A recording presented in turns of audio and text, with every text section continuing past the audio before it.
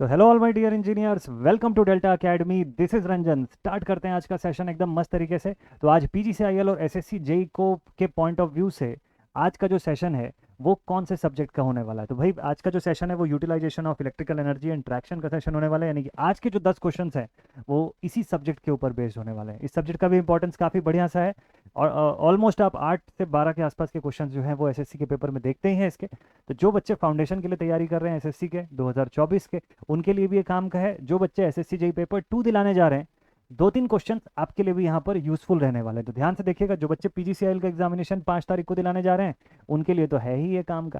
तो एकदम मस्त तरीके से बनाते हैं। आज के में खास बात ये है कि क्वेश्चन और सोल्यूशन सेशन अलग अलग नहीं है, क्योंकि इसमें बहुत ज़्यादा ऐसा कोई सॉल्विंग वाला पार्ट है नहीं। तो इसलिए एक ही वीडियो के अंदर आपको क्वेश्चन भी मिलेगा और सोल्यूशन भी मिलेगा। कोई सेपरेट वीडियो इसके लिए सोल्यूशन की अलग से नहीं आएगी, जैसे 10 के दम सीरीज में हम लोग करते हैं। ठीक है, बट ये भी 10 के दम सीरीज का ही पार्ट है। 10 के 10 बैक टू बैक क्वेश्चंस अभी देखने जा रहे हैं। सभी लोग रेडी एकदम मस्त तरीके से? चलिए, आई होप एकदम मस्त तरीके से रेडी होंगे आप लोग, कॉपी पेन लेकर के तैयार हो चुके होंगे। पहला क्वेश्चन आपके लिए लेकर के आते हैं बिना देरी किए। तो here is the very first question of the day, utilisation of electrical energy and traction. ये 10 के 10 क्वेश्चन मेरे से पहले आप लोग आंसर करिएगा जल्दी से, उसके बाद ही सोल्यूशन देखिएगा तो फिर मजा आएगा।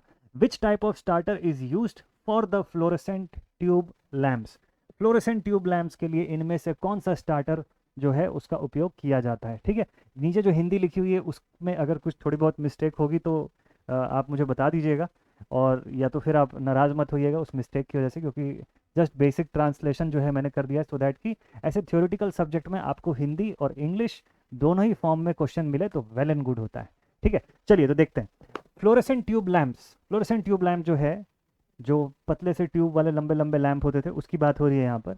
तो ये काफ़ी साल पहले हम लोग देखा करते थे, बहुत चलते थे, अभी भी चलते हैं, बट अब वो एलईडी वाले लैंप हो गए, वो प्रॉपर टिपिकल वाले अपने फ्लोरेसेंट ट्यूब लैंप्स नहीं रहे अब। तो इनमें पूछा है कि स्टार्टर जो यूज़ होता है वो कौन सा स्टार्टर होता है। ठीक है, एक तरीका है ऑप्शन एलिमिनेशन का और दूसरा तरीका है कंसेप्ट से समझने का। दोनों तरीके से मैं आपको बताता हूँ। देखिए, यहाँ जो ऑप्शन दिया हुआ है पहले इसको चेक करिए ध्यान से। अगर आप देखेंगे तो ये डी ऑप्शन पे आपको दिख रहा है 3 पॉइंट स्टार्टर, जो कि आप रोटेटिंग मशीन्स के तौर पे के लिए यूज़ करते हो। 3 पॉइंट स्टार्टर बेसिकली मशीन्स के लिए, रोटेटिंग मशीन्स में इस्तेमाल होता है। शंट मोटर वगैरह का शुरुआत स्टार्टिंग करने के लिए आप 3 पॉइंट स्टार्टर यूज़ करते हो। ऑटो ट्रांसफार्मर का भी पर्पज़ अलग है, वो भी रोटेटिंग मशीन्स या इस तरीके के जो लैंप लोड्स वगैरह होते हैं उसको रन कराने के लिए, वेरिएबल पोटेंशियल प्रोवाइड करने के लिए हम लोग ऑटो ट्रांसफार्मर देते हैं। स्टार डेल्टा टाइप जो स्टार्टर्स होते हैं तो वो भी तो मशीन के लिए ही होते हैं, वो भी रोटेटिंग मशीन्स के लिए हम लोग प्रोवाइड करते हैं। तो भाई बी, सी और डी, ये तीनों के तीनों ऑप्शंस तो रोटेटिंग मशीन के स्टार्टर हो गए। आपके फ्लोरेसेंट ट्यूब लैंप्स से जुड़ा हुआ जो स्टार्टर है वो एक ही है, ग्लो टाइप स्टार्टर, है ना, एक ही स्टार्टर है which is the glow type starter. चलिए सभी की फ़ोटो देख लेते हैं। ये देखें, अब आपको इनका डिफरेंस जो है वो यहीं से क्लियर हो जाएगा, मुझे लगता है ना। आपको इनका डिफरेंस जो है वो यहीं से क्लियर हो जाएगा। ये जो स्टार्टर है ये आपके ट्यूबलाइट का स्टार्टर है, ग्लो स्टार्टर विद कंडेंसर, देखिए लिखा हुआ है इसके अंदर, है ना। जबकि ये जितने भी हैं, चाहे ये वाला हो गया which is your star delta type starter, यहाँ पर ये जो स्टार्टर हो गया ये 3 पॉइंट स्टार्टर हो गया, 3 पॉइंट 4 पॉइंट टाइप स्टार्टर, और ये हो गया आपका ऑटो ट्रांसफार्मर स्टार्टर, इस तरीके का दिखता है। ठीक है, तो इनका इस्तेमाल रोटेटिंग मशीन्स के लिए किया जाता है। ये ग्लो स्टार्टर जो होता है इसका काम कहाँ पर लगता है, इसकी रिक्वायरमेंट जो होती है वो ट्यूबलाइट्स के अंदर होती है। अब क्यों होती है, क्या काम करता है, ये थोड़ा सा शॉर्ट से मैं एक आइडिया बता देता हूँ आपको। देखिए, ग्लो स्टार्टर जो होता है it is a voltage operated device. ये वोल्टेज ऑपरेटेड डिवाइस होता है। इसका 2 स्टेप का काम होता है। कैसे 2 स्टेप का काम होता है? देखिए, फर्स्ट स्टेप जो होता है, इसके स्टार्टर के बाई मेटालिक सेक्शन के अंदर क्या होगा कि वहाँ पे सबसे पहले तो ग्लो होना शुरू हो जाएगा। जब इनिशियल डिस्चार्ज होगी तो वहाँ पे अंदर ग्लो होना शुरू होगा। दूसरे स्टेप में क्या होगा कि उस ग्लो की वजह से हीट डिसिपेशन होगा, और हीट डिसिपेशन से बाई मेटालिक स्ट्रिप जो है वो ऑपरेट कर जाएगी। जैसे ही बाई मेटालिक स्ट्रिप ऑपरेट करेगी तो आगे का फंक्शन जो है वो कंस्टिट्यूट करना इसके लिए आसान हो जाता है। ठीक है, इसके अंदर हीलियम और हाइड्रोजन गैस का कॉम्बिनेशन जो है उसको इस्तेमाल किया जाता है ना। तो ये सारी चीज़ें इसकी फीचर्स होती हैं। तो glow type starter is the right answer of this question. Explanation बढ़िया से जानना ज़रूरी है, तब क्वेश्चन अच्छे से समझ में आएगा। अदर देन दैट हम सिर्फ याद करते रहेंगे तो कितना याद करेंगे, पूरा सब्जेक्ट ही याद करने वाला हो जाएगा। ठीक है, चलिए नेक्स्ट क्वेश्चन पर आते हैं तुरंत बिना देरी किए। So this is our next question. लिखा हुआ the illumination at a point 5 metres below a lamp is 6 lux, the candle power of the lamp is how much? Candle power of this lamp is how much? ठीक, मस्त से बढ़िया से यूडब्ल्यूटी के numerical questions भी आप बना पाएंगे बिना कोई टेंशन के, एकदम फिक्स्ड रहते हैं यार क्वेश्चन किस वैरायटी के आते हैं, थोड़ा बहुत उसके अंदर ट्विस्ट कर सकता है, बहुत ज़्यादा नहीं। देखिए लिखा हुआ illumination at a point 5 metres below a lamp. चलिए मान लेते हैं यहाँ पर लैम्प है, इस लैम्प से 5 मीटर नीचे ये सरफेस है जहाँ पर इल्यूमिनेशन प्रोवाइड हो रहा है, ठीक, ये सरफेस। तो बोलता है कि यहाँ पर 6 लक्स की इल्यूमिनेशन, मतलब ई की वैल्यू जो है वो 6 लक्स की है। The candle power of the lamp CP। तो देखिए आपको पता है, इवन इनवर्स स्क्वायर लॉ से भी आपको ये चीज़ पता है कि E is equals to I upon square of distance या स्क्वायर ऑफ आर, किसी भी फॉर्म में आप शो करते हो। तो दिस डिस्टेंस इज 5, आई की वैल्यू आपको पूछा और ई आपको दे रखा है 6, तो 6 इंटू कितना है 5 मीटर्स नीचे, तो 5 5 से 25 हो गया, दिस इज इक्वल्स टू आई। तो 6 5 से 30, 0 3, 6 2 से 12, 13 14 15, 150 candle power is the value of I, 150 CP। Option C सीधा आंसर, डायरेक्ट सोल्यूशन। अगले क्वेश्चन पे चलते हैं। जो ऐसे सीधे सीधे क्वेश्चन हैं उनको फटाफट से बनाते हुए अगले क्वेश्चन पर जाते हैं, ठीक है। ओह, फिर एक बड़ा क्वेश्चन आ गया। SSC JEE पेपर 2 वाले बच्चे जो हैं वो इस टाइप के क्वेश्चन जरूर से बना लीजिएगा। पेपर 2 में ऐसे वाले सवाल आप लोग को दे सकता है, पूछ सकता है वहाँ पर, ठीक है। कोई ऐसा ऐसा कोई लेंदी क्वेश्चन नहीं है, बहुत ज़्यादा कोई डिफिकल्ट क्वेश्चन भी नहीं है, ये भी मैं बता दूँ, और थोड़ा समझ के बनाना है अपने को, ठीक है। जितना न्यूमेरिकल है इल्यूमिनेशन ट्रैक्शन, खासतौर पे यही सबसे ज़्यादा न्यूमेरिकल पूछता है। थोड़ा बहुत एक्सप्लेनेशन आपको हीटिंग वेल्डिंग से पूछ सकता है, other than that maximum numericals इसी में से दिखते हैं। लिखा हुआ है रूम मेजरिंग इतना फीट, इससे एरिया निकल जाएगा, is illuminated by 10 lamps, her lamp 1000 वाट का है। चलो भाई डेटा थोड़ा सा लिख लेते हैं इसका, इस क्वेश्चन को ले चलते हैं ना, बगल वाले पेज पर ले चलते हैं इस सवाल को। चलिए यहीं पर इसे सॉल्व करेंगे। हाँ जी, आ गया है सवाल। अब देखिए इसको, इसमें क्या बोलता है, आपको लिखता है कि अ रूम मेजरिंग इतना स्क्वायर फीट, इतना फीट इज इल्यूमिनेटेड। तो मैं एक काम करता हूँ, मेरे पास जितना डेटा अवेलेबल है पहले उसको लिख लेता हूँ मैं। मेरे पास एरिया जो है वो कितना आ जाएगा, एरिया आ जाएगा 12 इंटू 20, 240 स्क्वायर फीट है ना, this is the value of my area, ठीक।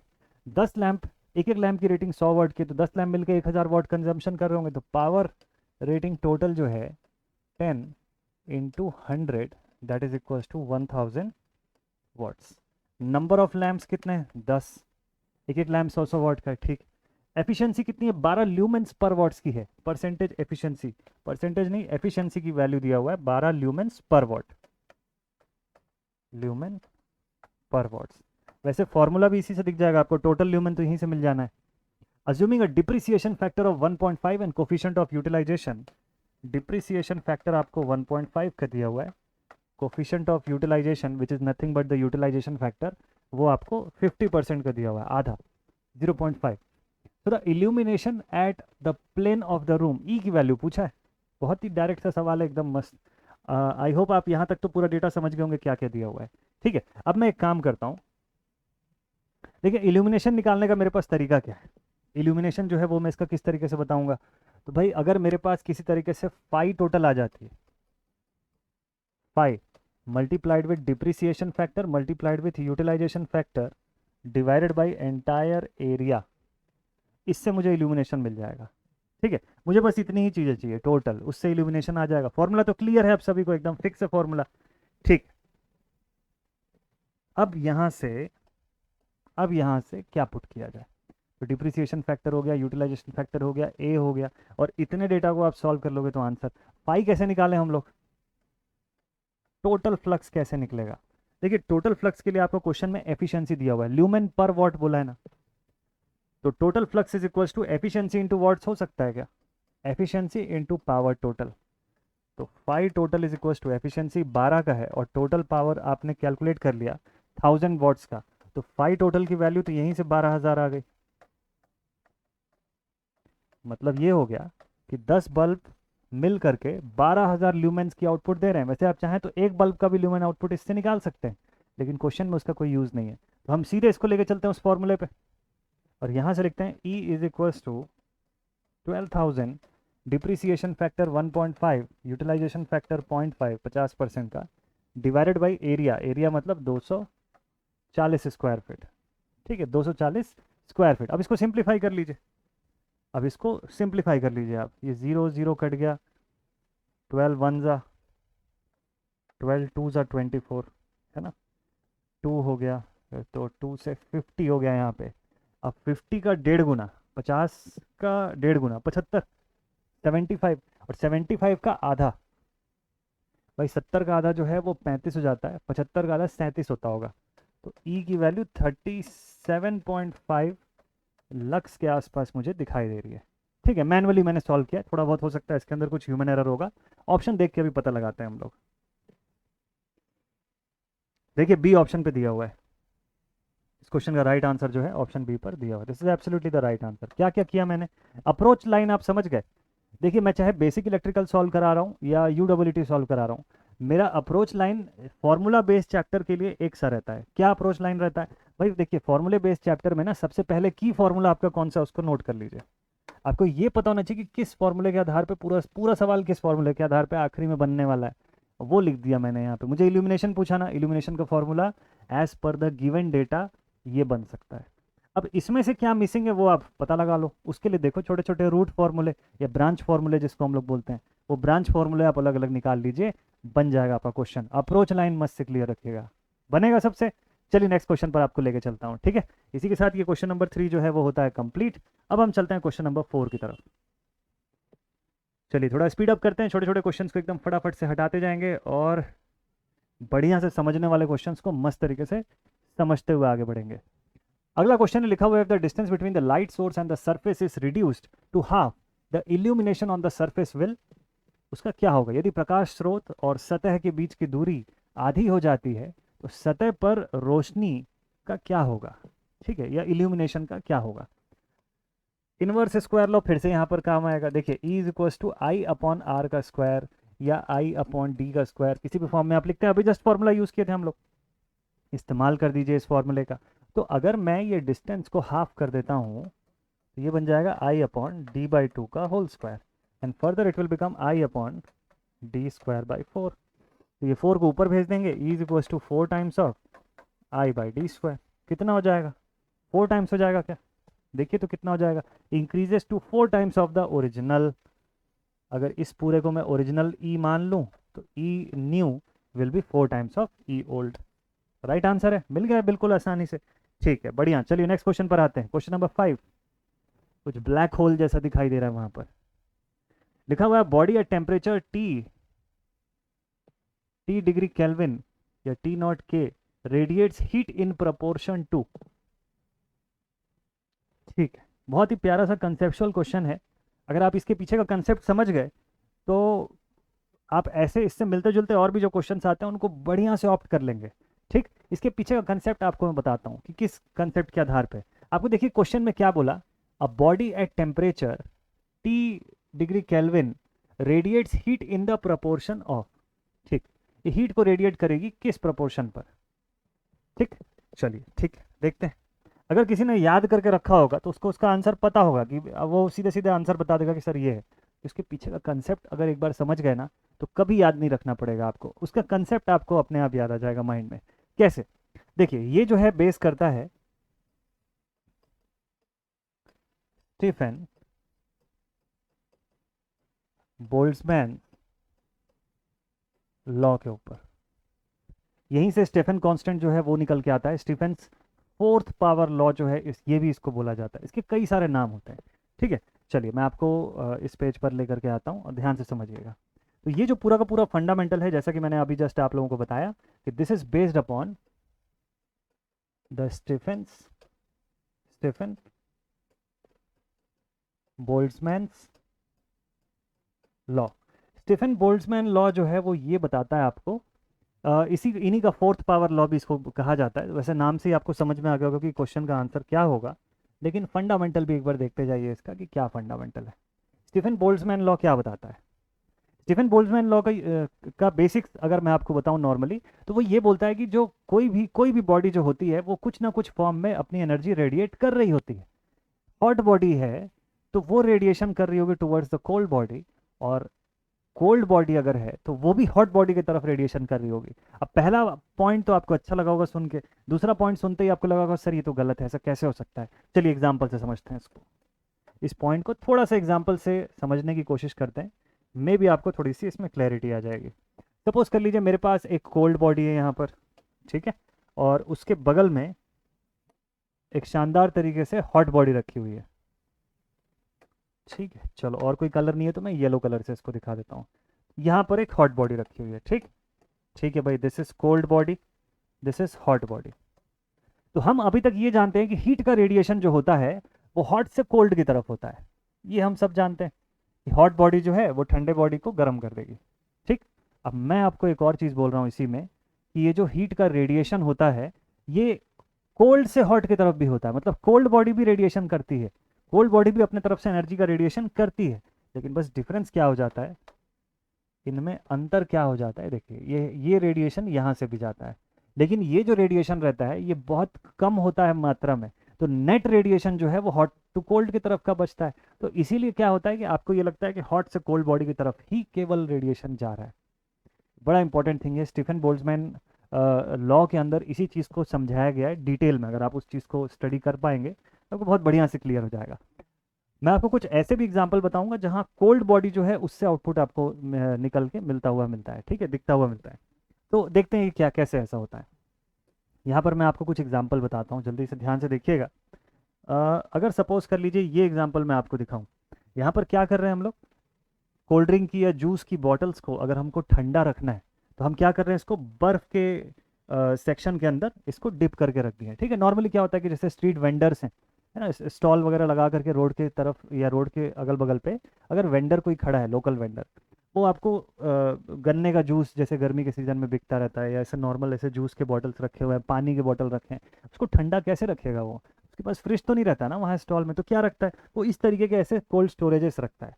अब यहाँ से क्या हो रहा है, चूंकि यहाँ पे क्वांटिटी में ओवरऑल आपके पास कोल्ड बॉडी की प्रेजेंस ज़्यादा है, ठंडक पैदा करने वाली चीज़ें ज़्यादा हैं आपके पास, तो ये क्या करेंगी, ये अपने साथ साथ बाकी की बॉडीज़ को भी ठंडी करती रहेंगी। तो अब देखिए यहाँ पे जो ठंडक है वो ट्रांसफ़र हुई है, तो नॉर्मली हॉट टू कोल्ड जो है वो ट्रांसफ़र होना चाहिए, हालांकि वो भी फिनोमिना आपको दिखता है कि ये बर्फ़ पिघलती दिखती है। तो आप बोलेंगे कि सर बॉटल के अंदर का पानी तो गर्म था या नॉर्मल टेम्परेचर पे था, उसको ठंडा करने के लिए इसने उसकी गर्मी को खींचा, ठीक है। तो ओवरऑल जो टेम्परेचर का जो चेंज था वो आपको दिख रहा है, और यहाँ पर कोल्ड जो है वो एक्सेस में, ठीक, ये चीज़ इसके अंदर होता है। तो अब जब ये फिनोमिना होता है तो इसका मतलब हमको ये समझ में आता है कि रेडिएशन दोनों तरफ से होता है, कि cold to hot, hot to cold दोनों फॉर्म में हो रहा है, ठीक है, लेकिन ओवरऑल जो नेट रेडिएशन हो रहा है वो हॉट टू कोल्ड की तरफ हो रहा है, तो इसलिए हमको वही दिखता है। अब इसमें स्टीफन बोल्ट्जमैन का क्या रोल रहा, देखिए स्टीफन बोल्ट्जमैन लॉ जो है उसका क्या रोल रहा, तो फिर इन्होंने आगे ये फॉर्मुलेट किया, the rate of heat radiation, तो हम लोग बताते हैं the rate of heat radiation, the rate of heat radiation is given as dq upon dt proportional to area. What area? It is the surface area. It is the surface area. ध्यान रखिएगा cross section की बात नहीं हो रही है, surface area की बात हो रही है, किसकी, ऑफ द बॉडी, जो बॉडी एनर्जी या हीट का ट्रांसफर कर रही है उस बॉडी की सरफेस एरिया। कैसे सर, ये नहीं समझ में आया। देखिए जो rate of transfer of heat रहता है वो बॉडी की सरफेस एरिया से डायरेक्टली प्रोपोर्शनल रहता है, ऐसा इनका पहला नियम बोलता है, ठीक है, इनका फर्स्ट नियम ये बोलता है। ऐसा कैसे पता चलेगा, चलो इसको एक एग्जांपल से समझते हैं।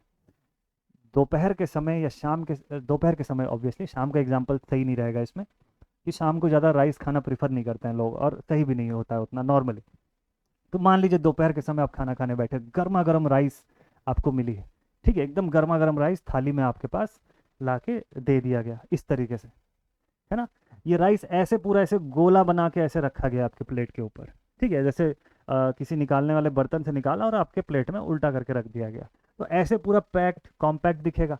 अब सपोज कर लो बीच में हाथ डाल के आप खाना शुरू करेंगे तो क्या होगा, बीच में हाथ डाल के खाना शुरू करेंगे तो हाथ जलेगा ना। पुराना किस्सा सुने हैं आप, है ना, वो पृथ्वीराज चौहान के, पृथ्वीराज चौहान बोलता हूँ सॉरी, चंद्रगुप्त मौर्य के समय का किस्सा आपने सुना हुआ है कि जब चाणक्य और चंद्रगुप्त मौर्य जो है, जब वो नंद साम्राज्य के ऊपर जब हमला करने की कोशिश कर रहे थे, मतलब जो स्ट्रैटेजी बना रहे थे, एक मैच हार के आए हुए थे, और जब इधर जब प्लान कर रहे थे कि हम दोबारा धनानंद पे कैसे हमला करें, तो उनको वो किसी के घर खाने गए, और एक लेडी जो थी, ओल्ड लेडी जो थी, उन्होंने वहाँ पर, मतलब ये बड़े भूखे थे तो इनको जैसे ही इस फॉर्म में खाना दिया गया, तुरंत इसके अंदर हाथ डाल के खाना शुरू कर दिए लोग, और हाथ जलने को हुआ, तो वो जो लेडी थी उन्होंने टोका उनको वहाँ पर और मना किया कि बोले आप ऐसे बीच से क्यों खा रहे हो, उसको साइड साइड से खाइए, उसको स्प्रेड करिए, बस पहले बाहर बाहर से खाइए, फिर ग्रेजुअली अंदर आते जाइए, तो आपको दिक्कत नहीं जाएगी करके। तो ये फिनोमिना जो था, ये आगे चल के स्टीफन बोल्ट्जमैन लॉ ने पकड़ा इस फिनोमिना को और उसके बारे में बताया। आपको क्या बताया? उन्होंने बोला कि देखिए, अगर किसी हीट ट्रांसफ़र की बात करना है तो सरफेस एरिया जितना बड़ा कर दोगे, हीट रेडिएशन उतना जल्दी जल्दी होने लग जाएगा। तभी आपके घर में जो आपके पेरेंट्स हैं, जब आपको खाना देते हैं, बचपन के समय से जब आपको खाना दे रहे हैं, अब तो आप बड़े हो गए हो, जब खाना देते थे तो आपको बोलते थे बेटा चम्मच से पहले स्प्रेड कर दो चावल को, चारों तरफ उसको फैला दो, या हाथ से उसको चारों तरफ फैला दो, जल्दी ठंडा होगा, फिर खाना शुरू करना किनारे से धीरे धीरे। इतनी साइंस स्टीफन बोल्ट्जमैन के बताने की जरूरत ही नहीं, आप घर पे सुनते आ रहे हो बचपन से यार, बस उसी को तो अप्लाई करना है। देखिए, तो ऑब्वियसली यहाँ पे सरफेस एरिया कम है तो हीट रेडिएशन कम होगा, बहुत देर तक कॉम्पैक्ट रहेगा, हीट बंद रहेगी इसके अंदर। लेकिन जैसे ही इसको मैं ऐसे स्प्रेड कर दूंगा इस चावल को, तुरंत क्या होगा, साइड साइड से ठंडा होना शुरू होगा, इवन बीच से भी जल्दी जल्दी ठंडा होना शुरू होगा, पहले की तुलना में जल्दी ठंडा हो जाएगा ये चावल। समझ गए ये फिनोमिना? यही बात इन्होंने बोली, स्टीफन बोल्ट्जमैन ने अपने शब्दों में बोली कि भाई जो D Q upon D T होता है वो directly proportional to the area होता है। ये पॉइंट समझ में आ गया आप लोगों को? चलिए दूसरे पॉइंट पर आपको लेके चलता हूँ। इनके लॉ का जो दूसरा पार्ट था वो ये बोलता था कि भाई रेट ऑफ रेडिएशन जो है फ्रॉम अ बॉडी, ठीक है, किसी बॉडी से होने वाला जो रेडिएशन है, या रेट ऑफ हीट रेडिएशन जिसको बोलते हैं, it is proportional to T का पावर 4। अच्छा, ये जितना कुछ मैं लिख रहा हूँ वो सब एब्सोल्यूट टेम्परेचर के लिए है ना। कोई बॉडी को जब एब्सोल्यूट टेम्परेचर पे हम रखें तो उस समय की ये सारी फिनोमिना है। तो उन्होंने ये बोला कि भाई जो टेम्परेचर है, rate of radiation is directly proportional to the fourth power of temperature of a body. कौन से स्केल में? केल्विन स्केल में। ये ध्यान रखिएगा, ठीक है। मैं थ्योरेटिकली नहीं लिखा रहा हूँ आपको, आई होप कि ओरली में जो बता रहा हूँ उसको आप लिख पाएंगे या समझ पाएंगे अपने वर्ड्स में। तो ये किसी भी बॉडी की जो टेम्परेचर है उस पर भी निर्भर करता है कि कितना, जितना ज़्यादा टेम्परेचर होगा उतना जल्दी जल्दी हीट रेडिएशन कर पाएगा वो, ठीक है। तो टेम्परेचर का 4th टाइम्स का पावर इन केल्विन स्केल इससे प्रोपोर्शनल रहता है। यहाँ तक भी क्लियर आपको? चलिए ठीक है। तो अब जब दोनों को मैं कंबाइन कर दूंगा तो मैं लिखूंगा therefore dq by dt rate of heat radiation is directly proportional to area into t raised to the power 4, temperature raise to the power 4। ठीक, अब यहाँ पर एक छोटा सा कंसेप्ट आता है, यहाँ पे एक छोटा सा फंडामेंटल आता है। क्या फंडामेंटल? कि जब मैं प्रोपोर्शनैलिटी कांस्टेंट लगाऊंगा इसको हटा के, तो I will write D Q by D T is equals to sigma A T raise to the power 4। So what is this sigma? यहाँ पर आप लिखेंगे कि सिग्मा जो होता है this is known as Stefan's constant. इसी को स्टीफेंस कांस्टेंट बोला जाता है। इसी सिग्मा को स्टीफेंस, आप कई बार न्यूमेरिकल बनाने के समय इसका यूज़ करते हैं यूडब्ल्यूटी में, मतलब इलेक्ट्रिक हीटिंग के अंदर आप इसका इस्तेमाल करते हैं, बट इतना डेप्थ में नहीं पढ़ते हैं उसको, कभी कभी, है ना, कभी क्या कभी भी नहीं पढ़ते हैं। बट इसको एक बार अगर आप थोड़ा सा डेप्थ में जान गए ना, तो अगली बार आप शॉर्ट में भी देखेंगे तो आपको पूरा उसके पीछे का फंडामेंटल दिमाग में रहेगा, रटना नहीं पड़ेगा आपको। तो इसी सिग्मा को हम लोग स्टीफेंस कांस्टेंट बोलते हैं, ठीक है। ये यही स्टीफेंस कांस्टेंट जो है वो कहलाता है। और इसकी वैल्यू जो है वो कहाँ से कहाँ तक वेरी करती है, इसकी मतलब क्या रेंज रहती है इसकी? 5.672 into 10 raise to the power -8, ये स्टीफेंस कांस्टेंट की वैल्यू रहती है। तो कभी न्यूमेरिकल बनाने के समय देखना आप इस वैल्यू को भी पुट कर दिया जाता है, ठीक है। इसकी यूनिट बड़ी मस्त इंटरेस्टिंग से रहती है। वैसे अभी तक क्वेश्चन तो आया नहीं है इसकी यूनिट पे, बट कभी अगर उतने डेप्थ में क्वेश्चन पूछ भी लिया तो आप बता लोगे। इसकी यूनिट होती है, इसकी यूनिट में लिख देता हूँ साइड में, इसकी यूनिट होती है, हाँ जी, इसकी यूनिट होती है joules per metre square per second per kelvin to the power -4। थोड़ी इंटरेस्टिंग सी यूनिट होती है, per metre square per second per kelvin to the power मतलब पर केल्विन मैंने लिख दिया तो -4 बोलने की जरूरत नहीं है, per kelvin to the power of 4 ऊपर जाकर के वैसे ही -4 बन जाएगा। या तो देखिए इसको ऐसे भी लिखते हैं, joules m to the power -2 second inverse kelvin to the power -4, ये इसकी यूनिट बनती है। ये सब मैं इसलिए बता रहा हूँ कि कभी अगर इससे डेप्थ में थोड़ा क्वेश्चन पूछा भी तो आप परेशान नहीं होगे, आप इसको आराम से एक्सप्लेन कर पाओगे सारी चीज़ें। क्लियर है यहाँ तक? तो इसी को हम लोग बोलते हैं स्टीफेंस कांस्टेंट, ये स्टीफेंस कांस्टेंट कहलाता है, ठीक। अच्छा, अब इसके साथ एक चीज़ और लगता है जो मैंने यहाँ पर नहीं लगाया है, जिसको कि हम लोग किससे डिनोट करते हैं, जिसको हम लोग डिनोट करते हैं ई से। मतलब ये रेट ऑफ हीट ट्रांसफर जो हो गया, this is also given as sigma E into A T raise to the power 4। अब आप पूछेंगे सर ये ई क्या होता है, तो दिस ई इज एमिसिविटी, मतलब किसी भी बॉडी का एमिशन करने की कितनी क्षमता है। हर बॉडी का एमिट करने का क्षमता अलग अलग होता है ना, सिंपल सी बात है। अरे इसको ऐसे समझिए, रॉयल एनफील्ड आप देखे हैं ना सभी लोग, रॉयल एनफील्ड गाड़ी को 15-20 मिनट या 1 घंटे चला करके लेके आइए, ये आपकी पहचान में किसी के पास होगा तो, और आप देखिए कि उसके बाद उसके साइलेंसर के करीब में खड़े रहिएगा, टच मत करिएगा, जल जाएंगे, तुरंत जल जाएंगे, ठीक है। मैं जब मैं तो मैं नॉर्मली नहीं चलाता हूँ वो वाली बाइक, मुझे स्पोर्ट्स बाइक ज़्यादा पसंद आती है। तो मैं जब गोवा गया था तो मेरा बड़ा शौक था कि चलो एक बार तो लाइफ में रॉयल एनफील्ड चला के जरूर देखेंगे, लोग इसकी बड़ी तारीफ करते हैं, बहुत अच्छी गाड़ी है, नो डाउट बहुत बढ़िया है। लेकिन जो ऐसे मेरे टाइप जो ऐसे फर्स्ट टाइम जो राइडर जैसे रहते हैं, तो उनको ये सब छोटी छोटी बेसिक्स पता नहीं रहती है। तो अब क्या हुआ कि मैं बाइक वाइक चलाया, बड़ा मज़ा आया, अच्छी बाइक थी, मस्त थी। अब मैं फ़ोटो खिंचवा रहा हूँ, ठीक है, और मैंने ध्यान नहीं दिया कि मेरा पैर जो है वो उससे एकदम उसके साइलेंसर से लगा हुआ है। और वो भाई साहब वो जब जलना शुरू हुआ, जब जब ऐसे अचानक से लगा, मैं हटा वहाँ से और मैंने देखा कि पैर पे ऐसे निशान बन गया छोटा सा, ऐसे अंडरलाइन बन गया, ठीक है। फिर और मुझे क्या, मेरी गाड़ी की आदत थी, अब मेरी बाइक्स में क्या है कि अब उसमें जो साइलेंसर के ऊपर वो एक सेफ्टी कवर जैसा रहता है, आप टच भी कर देंगे, खड़े भी रहेंगे तो ज़्यादा कुछ नहीं होगा, आपको हल्का हीट लगेगा बस। तो होता क्या है, एमिसिविटी हर बॉडी की अलग अलग रहती है। कार्बन कोटेड अगर कोई बॉडी का आउटर लेयर है, अगर कोई हीटेड सेक्शन का, तो वो उतना प्रॉपर एमिट नहीं करेगा जितना प्रॉपर स्टील या क्रोमियम प्लेटेड जो सेक्शन है वो जो एमिट करेगा, ठीक है। तो ये एमिसिविटी फैक्टर को डिनोट करता है ई, ठीक। तो वही ई यहाँ पर लिखा हुआ है। ई की रेंज कहाँ से कहाँ तक जाती है, E varies from 0 to 1, 1 being the highest, 0 being the lowest. अच्छा 1 किसके लिए होता है, ब्लैक बॉडी के लिए होता है, ब्लैक बॉडी, ब्लैक जो होता है सबसे हाईएस्ट एमिसिविटी उसी के लिए रहती है। और 0 जो होता है वो किसके लिए होता है, नॉन ब्लैक बॉडी के लिए होता है, ठीक है। तो इसी वजह से यहाँ पर हम जो ये डेरिवेशन लिखे, if we concluded for a black body, तो ई की वैल्यू 1 हो जाती है, इसलिए फॉर्मूले में देखिएगा ई नहीं लिखा हुआ दिखेगा आपको। ब्लैक बॉडी अगर बोल दिया ना तो यहाँ पर ई लिखा हुआ नहीं दिखेगा, ठीक है। अगर लिखा हुआ है ब्लैक बॉडी तो ई की वैल्यू हट जाए, क्योंकि इट इज इक्वल टू 1, इसलिए रिमूव हो जाता है। अब यही चीज कोई नॉन ब्लैक बॉडी के लिए बोलेगा तो फॉर्मूले में दिखेगा आपको ई, फिर D Q by D T is equal to sigma E 8 T raise to the power 4, ऐसा दिखता है ये। क्लियर है। तो this was all about the Stefan's constant, और यही आपके क्वेश्चन में पूछा भी हुआ था इसी के बारे में। तो आपको बोला कि जो टेम्परेचर है कौन से फैक्टर से वेरी करता है, 4 के फैक्टर से, फोर्थ पावर लॉ इसीलिए इसको बोलते हैं, ठीक है। इसीलिए इसको फोर्थ पावर लॉ के फॉर्म में भी हम लोग बोलते हैं, ठीक है। This is all about the emission. चलिए, तो इस क्वेश्चन का right answer T raise to the power 4। अब आप देखिए, अब आपको ये एकदम क्लैरिटी दिख जाएगी, इन सभी आंसर्स में कंफ्यूजन होगा ही नहीं आपको। याद करके जाते तो कंफ्यूजन होता, अब तो समझ के जाएंगे यार। चलिए नेक्स्ट पॉइंट पर आते हैं, अगले क्वेश्चन पर आ गए हम लोग। नेक्स्ट क्वेश्चन, हाँ जी आ गया।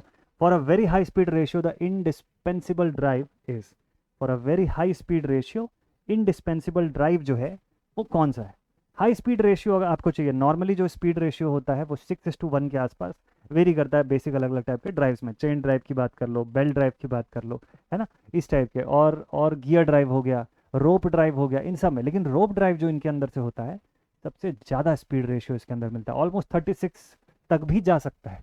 और इंडिस्पेंसिबल ड्राइव बोलता है आपको, for a very high speed ratio the indispensable drive. High speed ratio चाहिए, सबसे ज़्यादा अनिवार्य, सबसे ज़्यादा इंपॉर्टेंट, वैसे अपरिहार्य लिखा हुआ है यहाँ पर, और सबसे ज़्यादा मतलब ऐसा जिसका होना ही होना है वहाँ पर, वो आंसर है rope drive system, higher speed ratio.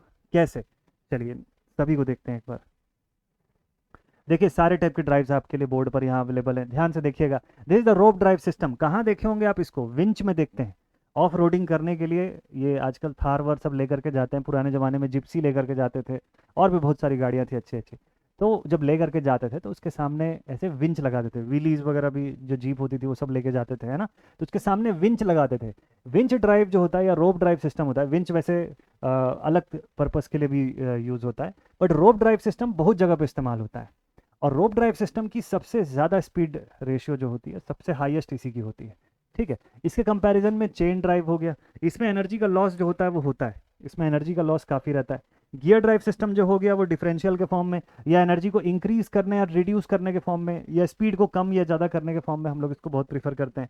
Belt drive system जो हो गया, जिसको कि आप कहाँ पर यूज़ करते हो, हॉलर मिल वगैरह में आप ज़्यादातर देखते होगे। बेल्ट ड्राइव्स जो होंगे उसमें आप देखते होगे बड़े बड़े जो बेल्ट सेक्शंस जो होते हैं, जो बेल्ट ड्राइव सिस्टम्स जो होते हैं इंडस्ट्री में जो चल रहे होते हैं, उनमें काफ़ी इस्तेमाल होता है इनका।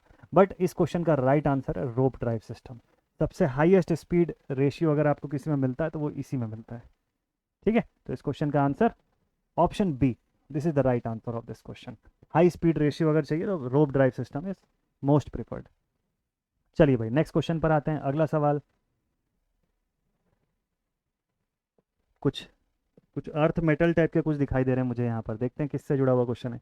लिखा हुआ the heating element to be used in a furnace employed for heating around 1600 degree centigrade should be of which material. पहले तो मटेरियल पहचान लेते हैं इसमें से, अभी तक आप मटेरियल्स के बारे में पढ़ते थे, अब देखिए देख करके समझते जाएंगे, ज़्यादा समय तक याद रहेगा। एग्जाम में कोई आपको मोलिब्डेनम बोलेगा तो आपके दिमाग में अगर ये वाली फोटो आ रही है तो आपको अगली बार उससे जुड़ा हुआ क्वेश्चन आएगा तो वो नाम भी याद रहेगा इस फोटो के साथ साथ, ठीक है। देखिए यहाँ पर ये पहला मटेरियल जो बॉल जैसा दिखाई दे रहा है, this is silicon carbide, silicon carbide. ये जो बगल में आपको दिखाई दे रहा है दिस इज मोलिब्डेनम, मोलिब्डेनम यहाँ पर है। और यूरेका जो है वो यहाँ पर दिखाई दे रहा है, जो ज़्यादा शाइन कर रहा है ना, दिस इज यूरेका, कॉन्स्टेंटन के फॉर्म में जिसको आप लोग पढ़ते भी है ना, इंडस्ट्रियल फॉर्म में कॉन्स्टेंटन बोलते हैं, जनरलाइज फॉर्म में इसको यूरेका बोलते हैं हम लोग, ठीक है। 55% कॉपर और 45% निकल को मिला करके बनाया गया ये मटेरियल, ये वायर के फॉर्म में आपको दिख रहा है। और ये वाला जो है this is our nichrome conductor.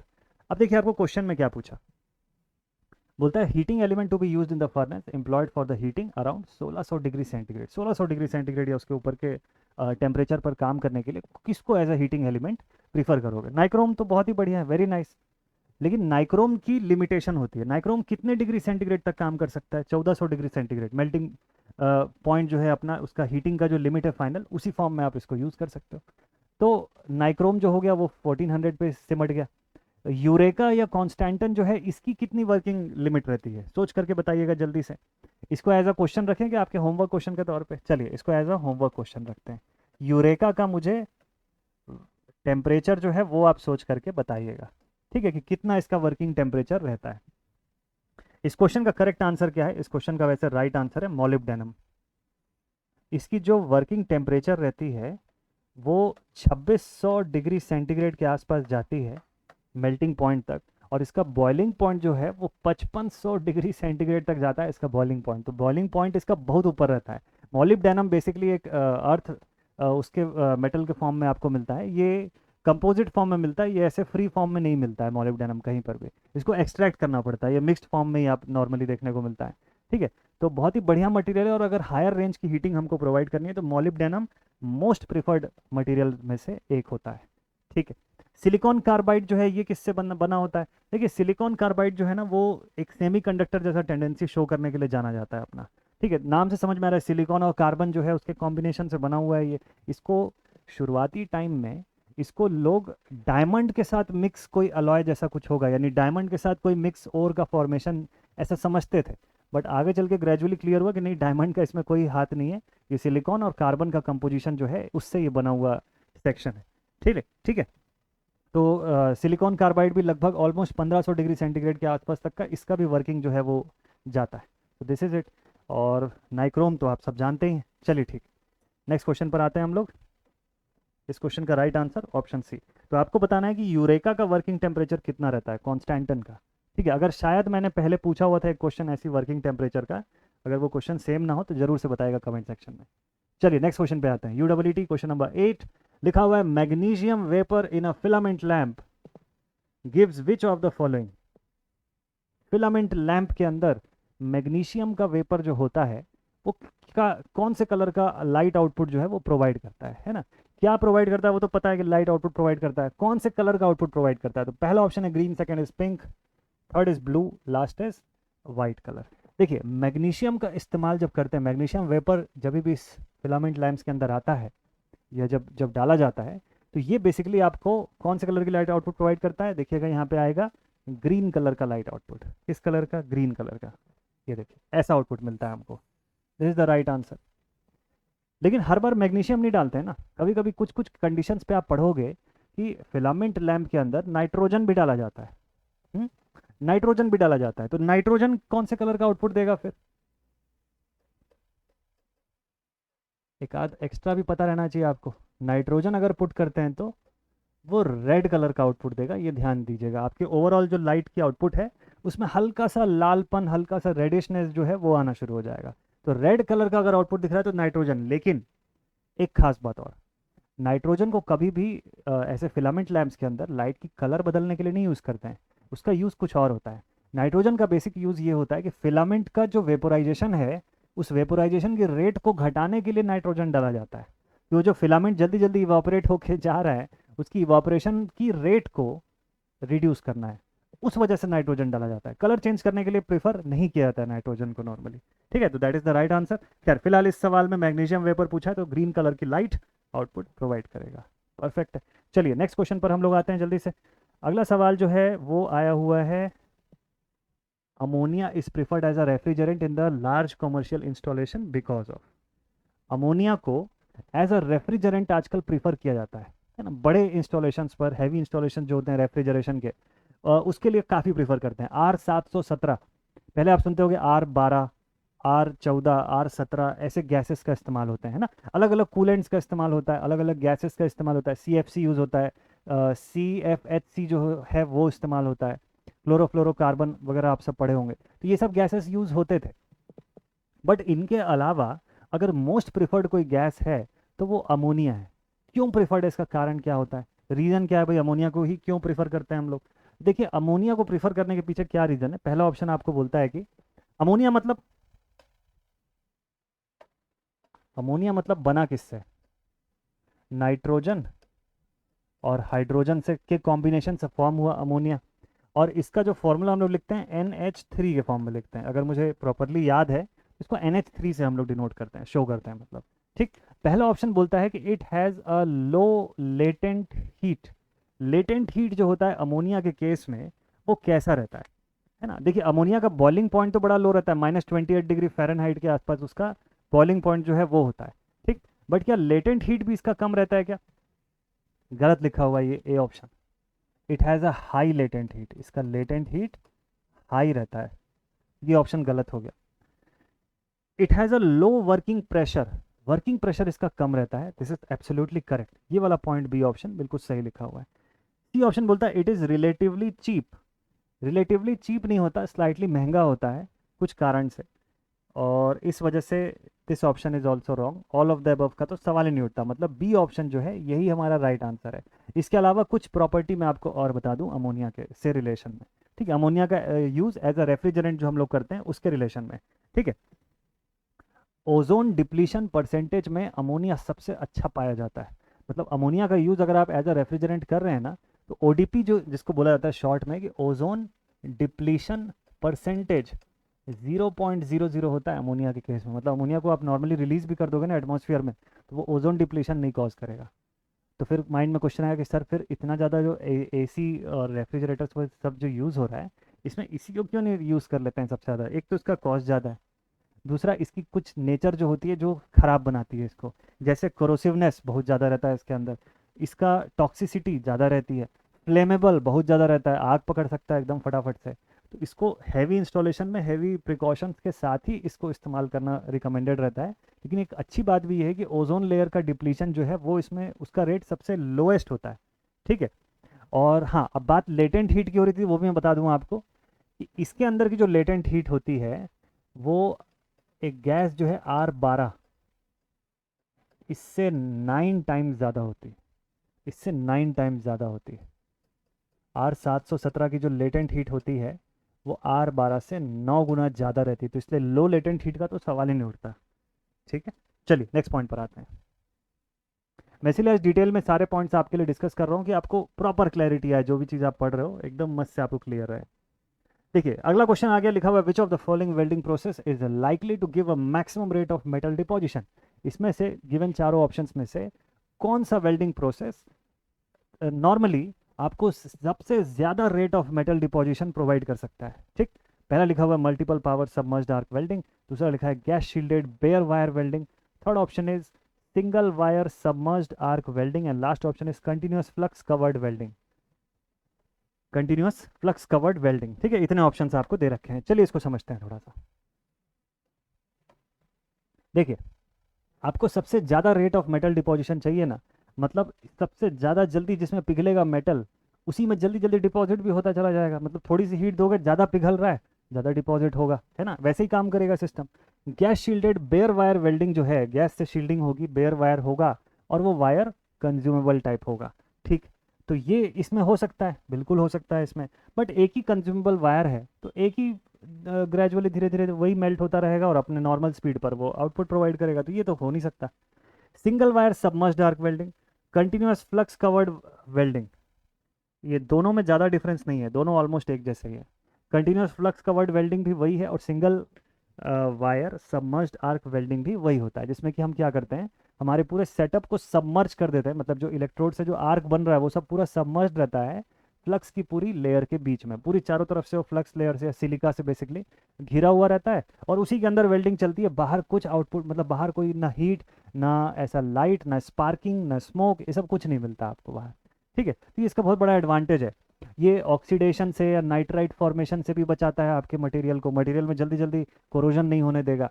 बाहरी लेयर से पूरा प्रोटेक्शन भी क्रिएट कर देता है, मतलब बाहरी एटमॉस्फेयर से, ह्यूमिडिटी से, डस्ट से, सबसे प्रोटेक्शन प्रोवाइड करने के लिए होता है। ठीक है, इन सब में से सबसे बेस्ट ऑप्शन जो है दैट इज ऑप्शन ए। ये इस सवाल का राइट आंसर है, multiple power submerged arc welding. Multiple power submerged arc welding, आप इसकी फोटो देख सकते हैं यहाँ पर। अगर थोड़ा ध्यान से देखेंगे इस फोटो को तो आपको यहाँ पर क्लैरिटी आएगी। देखिए ये जो आपको ये वाला जो ट्यूब दिखाई दे रहा है, ये ट्यूब क्या करने के लिए, इस ट्यूब से, शायद ये नहीं विजिबल होगा आप लोग को उतना अच्छे से, मैं इसको बोर्ड पर ले जाके थोड़ा जूम कर देता हूँ, ठीक है, तब वहाँ से आपको अच्छे से दिखेगा। ये जब पढ़ रहे हैं तो इसको एकदम अच्छे से विजिबल होना आपके लिए ज़रूरी है। ये देखिए अब शायद ये विजिबल हो जाएगा। ये देखिए ये डायग्राम है, ये थोड़ा सा कॉम्प्लिकेटेड सा दिख रहा होगा बट है नहीं उतना कॉम्प्लिकेटेड, आप अगर ध्यान से देखेंगे तो समझ में आ जाएगा आपको। देखिए ये वाली जो ट्यूब है, इस ट्यूब का क्या काम है, इस ट्यूब का काम है कि यहाँ से आप ये, अगर आप ये लेयर देख पा रहे हैं शायद, ये देखिए ये जो लेयर है ना, ये फ्लक्स का लेयर है, ये फ्लक्स गिरा रही है यहाँ से, ये जो गिरा रही है ये यहाँ से, जैसे रेत होता है या फ्लक्स जो भी होगा, उस फ्लक्स को ये गिराता हुआ चल रहा है। अब यहाँ पर ये जो 3 इलेक्ट्रोड आपको दिखाई दे रहे हैं, ये 3 इलेक्ट्रोड मिल करके यहाँ पर आर्क अलग अलग पावर लेवल पे कनेक्टेड हो करके, तो मतलब मल्टीपल पावर सोर्स से ये जुड़े हुए हैं और एक नहीं 3 इलेक्ट्रोड एक साथ फ्यूज हो रहे हैं और फ्यूजिबल इलेक्ट्रोड से बनता है ये पूरा का पूरा सिस्टम। तो ये इलेक्ट्रोड को लगातार फ्यूज करवाते जा रहे हैं और इस कोटिंग से ये ढका हुआ है। आपके क्वेश्चन का यही राइट आंसर है। क्यों राइट आंसर है, क्योंकि यहाँ पे रेट ऑफ डिपोजिशन जो होता है इंटू 3 टाइम्स हो जाता है। तो सिंगल वायर के मुकाबले 3 अलग अलग डिफरेंट पावर सोर्सेस से अगर हमको आउटपुट मिल रहा है और 3 पावर सोर्स का सबमर्ज्ड आर्क वेल्डिंग अगर आप कर रहे हो, एसडब्ल्यू जिसको हम लोग बोलते हैं, तो वो सबसे highest rate of metal deposition provide कर सकता है। इसीलिए ऑप्शन ए इस क्वेश्चन का सही आंसर होता है। और इसी के साथ आज का सेशन भी होता है कंप्लीट। तो आई होप कि ये क्वेश्चन 10 ही थे, लेकिन इस 10 क्वेश्चन में आपको कुछ नया सीखने को मिला होगा और पढ़ने में मजा आया होगा, आई होप। तो ऐसे ही और सेशंस और क्वेश्चंस आपके लिए लगातार आते रहेंगे, नॉन स्टॉप डेली आपके लिए सेशंस होगा। और आई बिलीव कि शायद जल्दी ही आपके लिए लाइव सेशन जो होगा वो भी यहाँ पर चैनल पे ओपन हो जाएगा, तो हम लोग लाइव सेशन भी कंडक्ट करेंगे, मस्त तरीके से पढ़ेंगे यार। ठीक, तो आप अपनी प्रिपरेशन एकदम शानदार लेवल पर करते रहिए। मिलता हूँ आप सभी से नेक्स्ट वीडियो पे। और इससे पहले का वीडियो अगर आपने नहीं देखा हुआ है तो यहाँ पर एंड पर आपको वो पुराना वीडियो भी दिख जाएगा। सो टेक केयर, जोरदार तरीके से अपनी पढ़ाई मेंटेन रखिएगा। मिलते हैं आप सभी से नेक्स्ट वीडियो में। Till then thank you very much all my dear students and जय हिंद।